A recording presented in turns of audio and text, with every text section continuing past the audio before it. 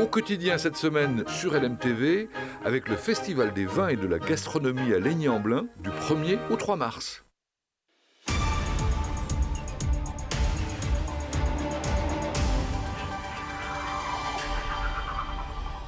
Nous sommes le jeudi 22 février, bonsoir et bienvenue dans Au Quotidien. À mes côtés ce soir, Laure Girard. Bonsoir Laure. Bonsoir Enzo, bonsoir à tous. Dans un instant, notre premier invité pour l'actu. Laurent Frénéard est le nouveau directeur de famille de la Sarthe. Aide à la personne, aide administrative, vie de tous les jours. L'association ne manque pas de travail en Sarthe, vous le verrez. Et dans la suite, Laure ? Si vous preniez l'escalier plutôt que l'ascenseur, par exemple, Enzo, et plein d'autres défis sportifs du quotidien que nous lance la Ligue contre le cancer en Sarthe. C'est une sorte de jeu, on en parle tout à l'heure. De 18h45, mais tout de suite, vous le savez, place à l'actu.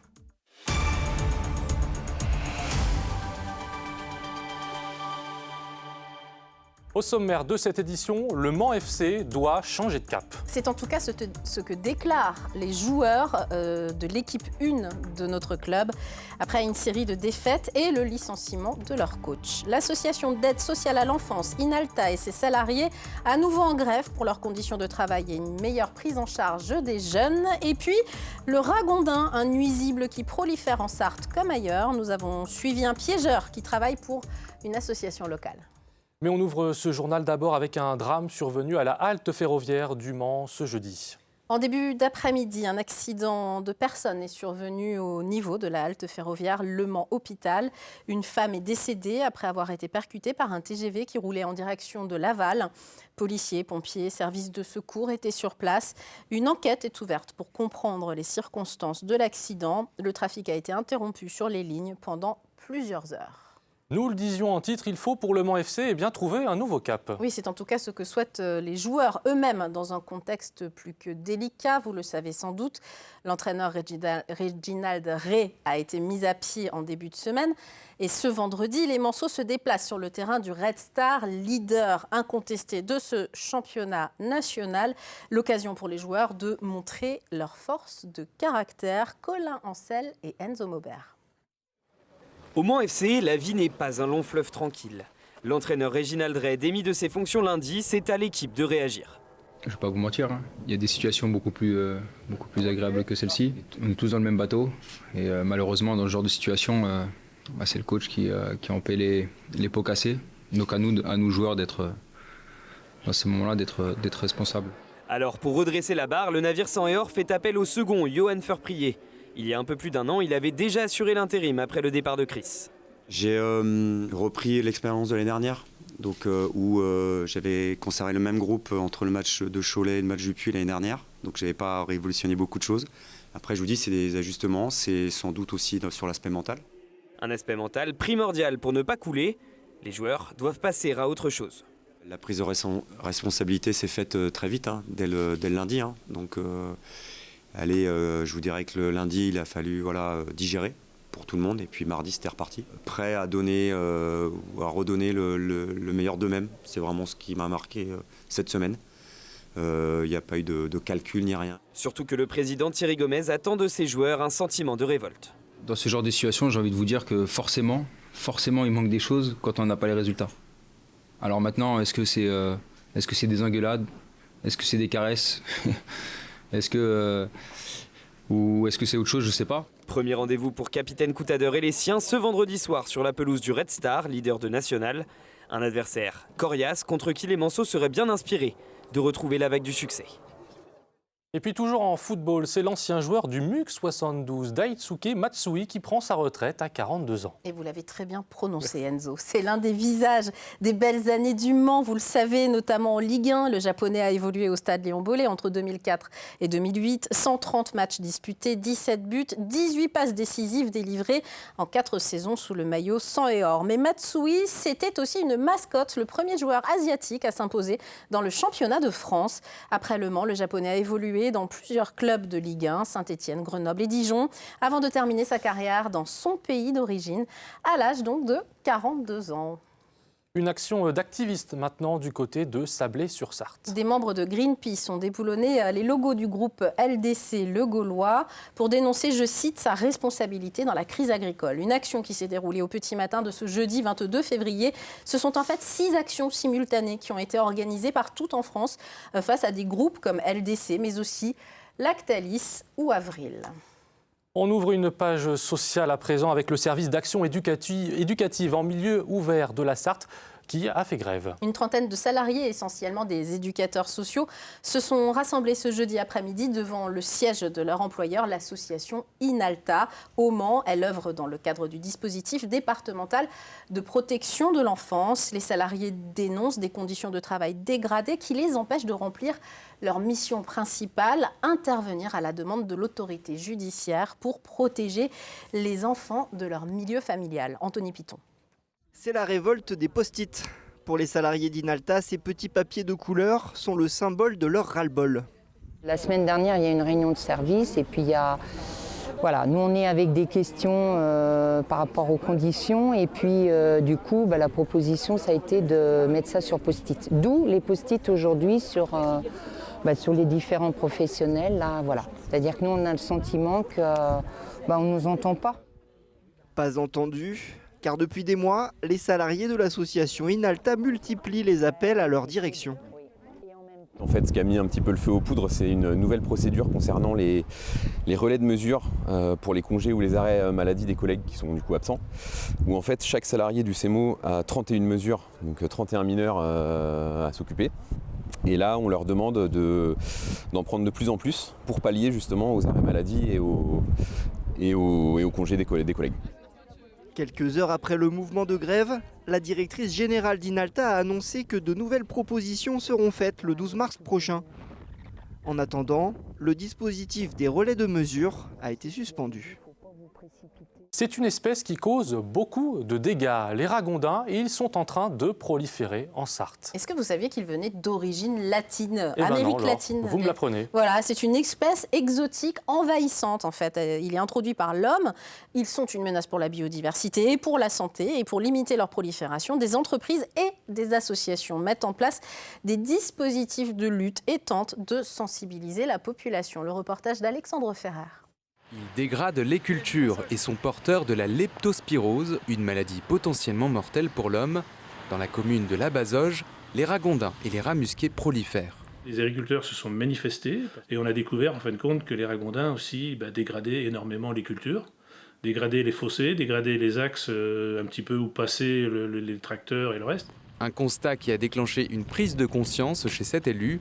Il a engagé l'association Polénise pour lutter contre ces espèces exotiques envahissantes. Il ne faut pas se cantonner qu'à un seul endroit, parce que c'est mobile, ça se déplace. Après plusieurs traces suspectes, l'enquête continue quelques mètres plus loin. J'ai pu voir que en fait, les espèces se déplacent. Ils sont peut-être à 200 mètres, mais bon, ça ne les empêche pas.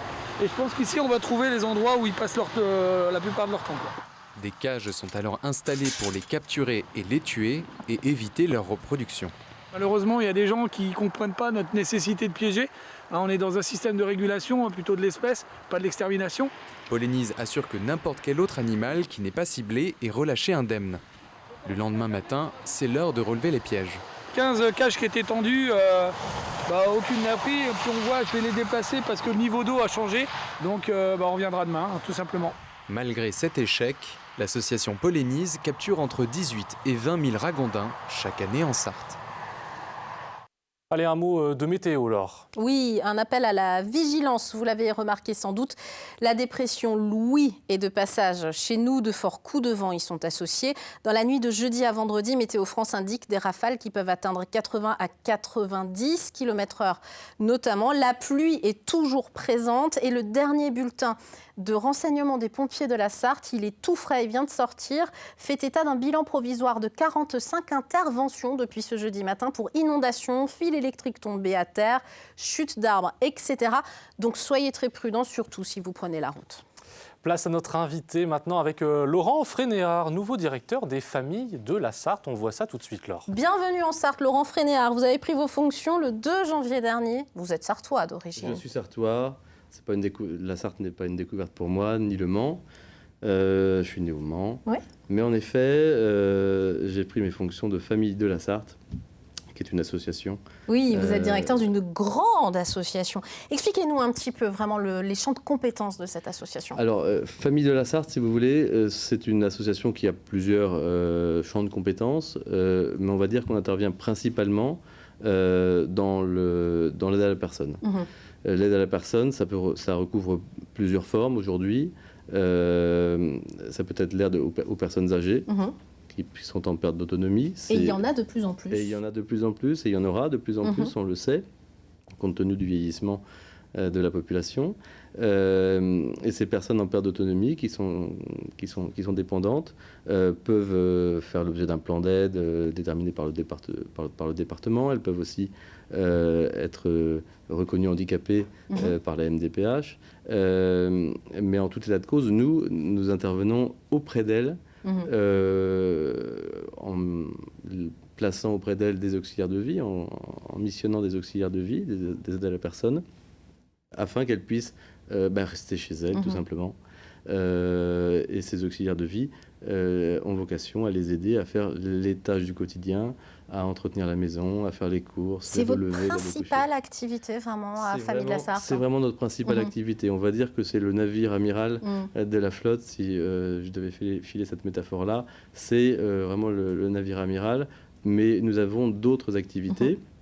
Nous avons des activités qui sont... Alors parce que l'activité que je vous décris est une activité vraiment qui concerne des personnes qui sont fortement dépendantes en règle générale. C'est-à-dire que le matin, le soir et le week-end, il faut que nous arrivions à être auprès d'elles, à détacher des auxiliaires de vie auprès d'elles pour qu'elles puissent tout simplement continuer à demeurer à leur domicile. Mais il y a aussi des personnes moins dépendantes. Voilà. Et dans ces cas-là, des personnes qui souhaitent simplement être aidées dans leur vie quotidienne, mais sans avoir une forte dépendance. Et nous avons une autre structure qui n'intervient pas le week-end, qui intervient pour des degrés de dépendance moins élevés, qui existent. 650 personnes en tout sont salariées de l'association. Et vous cherchez bien entendu encore de nouvelles compétences. Alors, qui cherchez-vous? Quels sont les profils que vous cherchez? Les personnes que nous recherchons, eh bien, ce sont des auxiliaires de vie, des responsables de secteur, mais surtout des auxiliaires de vie. C'est un métier qu'on qualifie sous tension, et c'est vrai.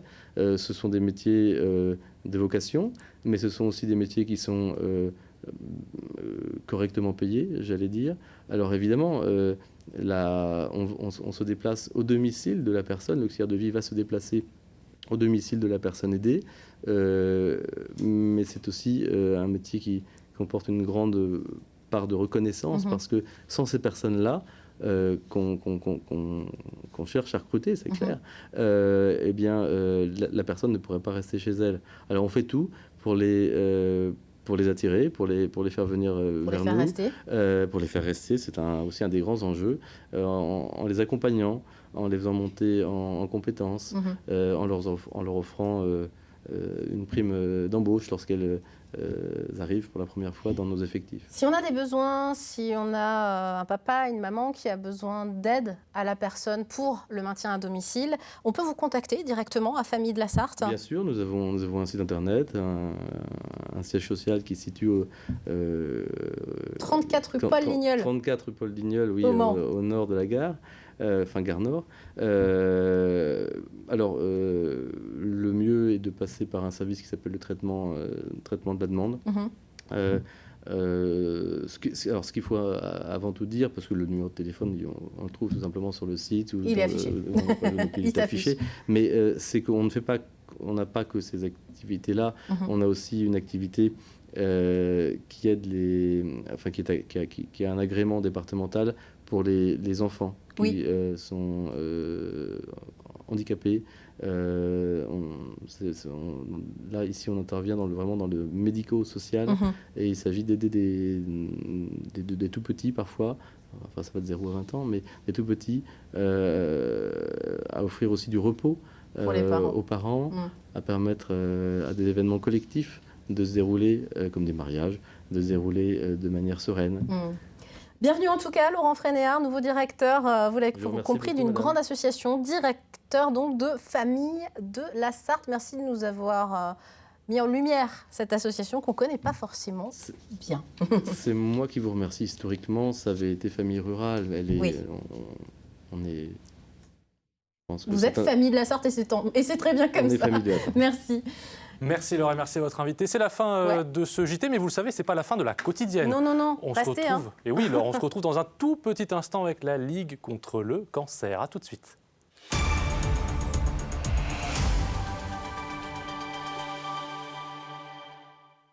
Au quotidien cette semaine sur LMTV, avec le Festival des vins et de la gastronomie à Laigny-en-Blain du 1er au 3 mars.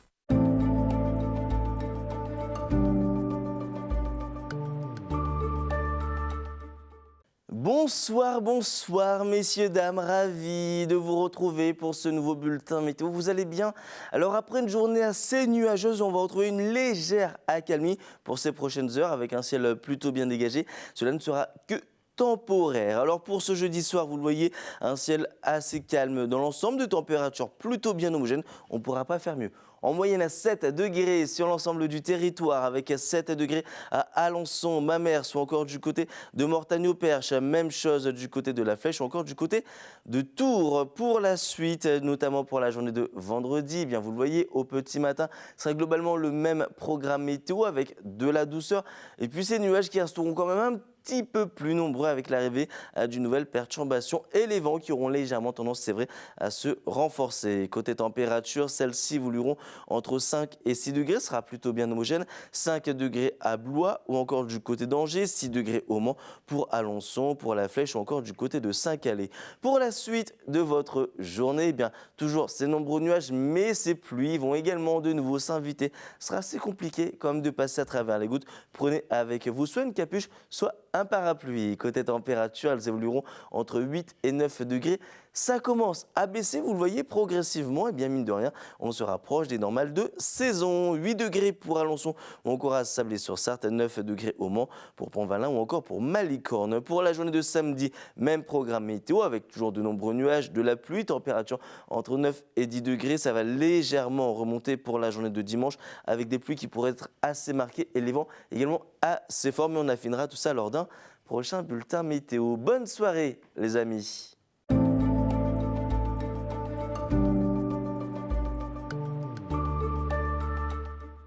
Au quotidien cette semaine sur LMTV, avec le Festival des vins et de la gastronomie à Laigny-en-Blain du 1er au 3 mars.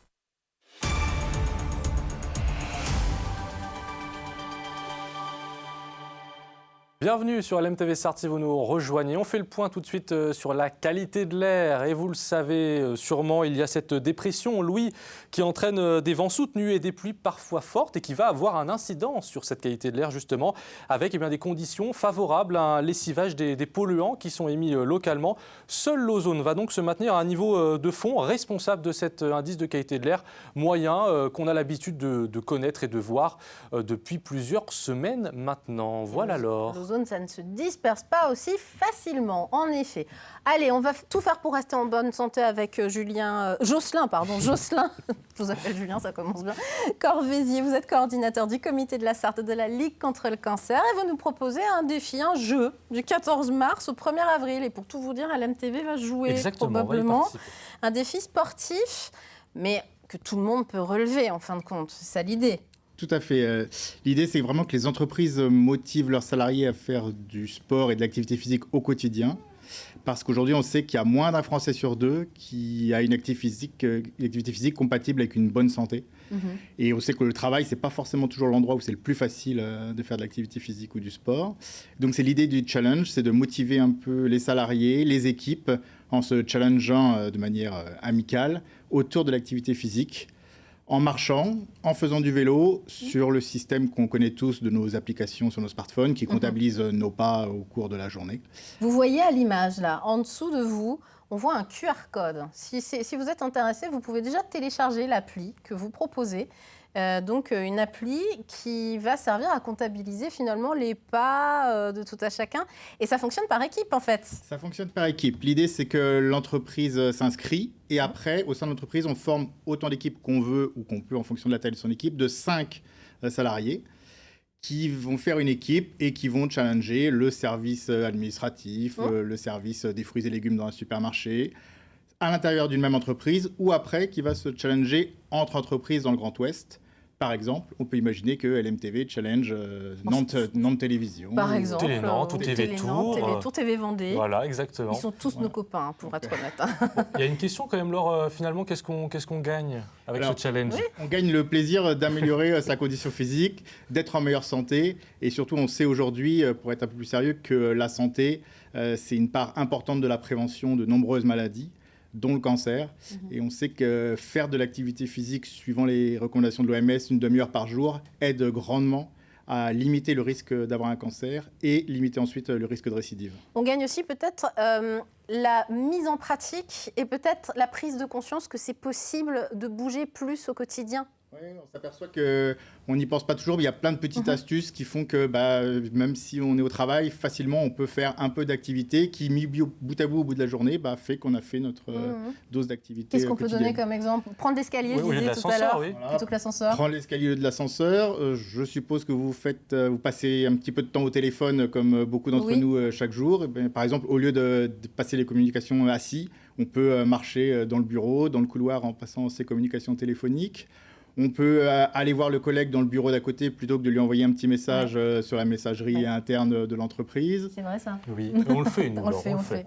Et on peut, là, le printemps arrive, on peut, pour les gens qui vont au travail, par exemple en bus ou en tram, on peut se dire que aujourd'hui, on va descendre 2 arrêts plutôt au tram et puis faire le reste de la distance à pied au lieu de la faire en tram, ce qu'on fait habituellement, par exemple. Donc on va faire tous nos reportages maintenant en transport en commun et à pied. On en fait déjà pas mal à pied. On en fait pas mal, c'est vrai, il faut le dire, en effet. C'est une très très bonne idée. Oui. Il y a, vous voyez, il y a ce QR code. Et on a vu l'appli justement, l'explication de l'appli juste avant en image. Si on scanne ce QR code, eh bien on tombe directement sur l'appli pour la télécharger. Et puis il y a un code également si vous voulez créer votre compte. Vous le voyez, Ligue 44 KIP 44 parce que c'est régional en fait. 44, c'est parce que c'est un challenge qui est né dans la Ligue contre le cancer du Grand Ouest. Et l'idée aussi, c'est nous, salariés de la Ligue contre le cancer, on se challenge nous aussi entre départements. Et donc c'est le département de la Loire-Atlantique qui pilote le projet. Mais on a bien l'intention en Sarthe de faire nos équipes et de rivaliser avec nos voisins des autres départements. Évidemment. Et si vous avez des questions plus précises, il y a un mail cd72@ligue-du6cancer.net. Le défi est lancé, c'est du 14 mars au 1er avril. Rendez-vous est pris. Exactement. On a au moins 3 équipes, je crois, à LMTV. Les animateurs, les journalistes et la production. Le défi est lancé. On vous donnera les résultats après le 1er avril. Et ce n'est pas une blague. Merci d'être venu nous en parler. On joue maintenant, vous le savez, comme chaque soir. Eh bien, ce jeudi, on vous propose de gagner 2 places pour une soirée d'humour et chansons. C'est à la salle Coppelia, à La Flèche, le 16 mars, avec l'humoriste Pascal Fleury, un événement organisé par l'association du tennis de table de La Flèche. Voici la question qu'on vous pose ce soir. Aujourd'hui, gagnez 2 places pour le spectacle annuel de l'USF Tennis de table à La Flèche en répondant à la question suivante. L'artiste aux multiples talents n'est pas humoriste imitateur, auteur, compositeur, interprète ou contrebassiste? Envoyez votre réponse par mail à jeu@lmtv.fr. Bonne chance à tous. Voilà, vous savez ce qu'il vous reste à faire. Les invités de demain, l'invité principal de demain, c'est un artiste aussi, c'est un organisateur d'événements, tout le monde le connaît en Sarthe. C'est Pollux qui vient pour nous parler du Festival national d'accordéon de Mulsanne, qui fête ses 40 ans cette année. C'est diffusé en direct sur notre antenne samedi 2 et dimanche 3 mars. C'est un événement LMTV et partenaire et on va en parler longuement avec Pollux demain en deuxième partie. Ça sera donc ce vendredi. Et puis tout de suite, vous le savez, dans quelques instants, c'est culturel avec Chloé Bergerat. Passez une très belle soirée sur LMTV Sarthe. Puis quant à nous, on se dit à demain. À demain. Au revoir.